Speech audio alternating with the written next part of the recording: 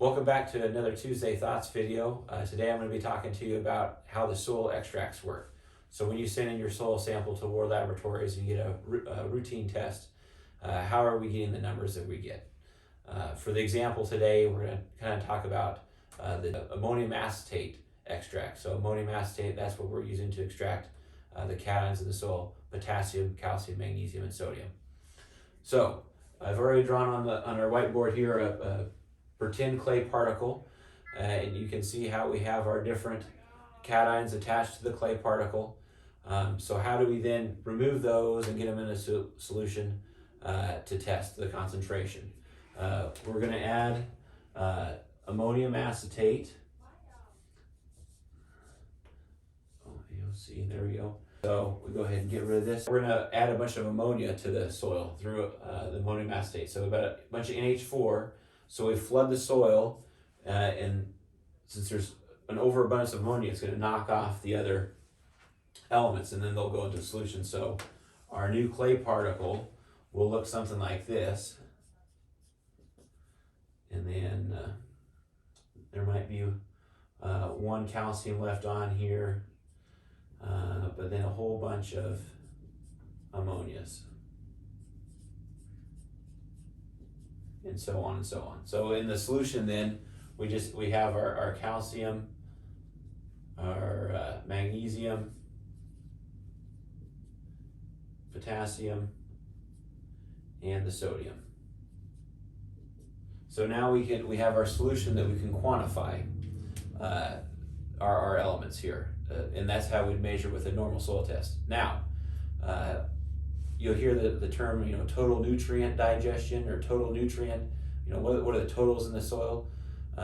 See on this, we've flooded the soil, but we still have some remnants of other elements still stuck on the clay particles, and especially there'd be elements within the inner layers of the clay.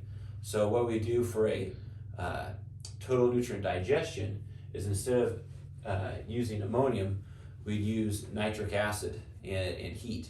And that nitric acid then will dissolve the clay particle completely, and we'll just get a whole solution full of all the elements. So that's how we can get that difference between the total nutrient digest versus just ammonium acetate. What are the cations in the soil? So now this is what we do to get the cations through ammonium acetate, but the same principles hold for nitrate.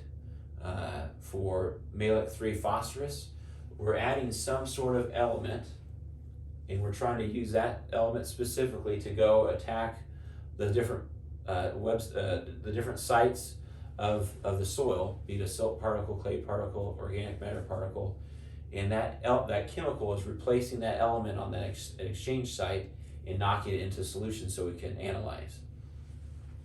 Now, the idea of soil testing is that in time you gauge, based on, you come up with a strength of ammonium acetate that you use that's going to replicate what a plant root might see in the soil. So that's why the recipe, if you will, for ammonium acetate extraction solution is what it is.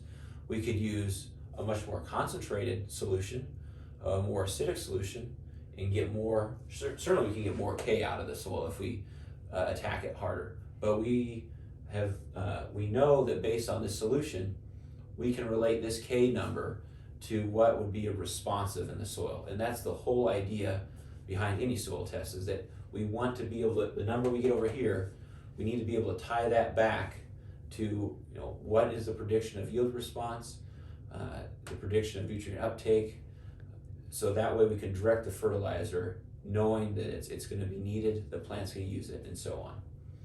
So that's kind of a lot to encompass today, but those give you some brief ideas on the differences between just a normal soil extract and how it works, and how a total nutrient digest would be a little bit different.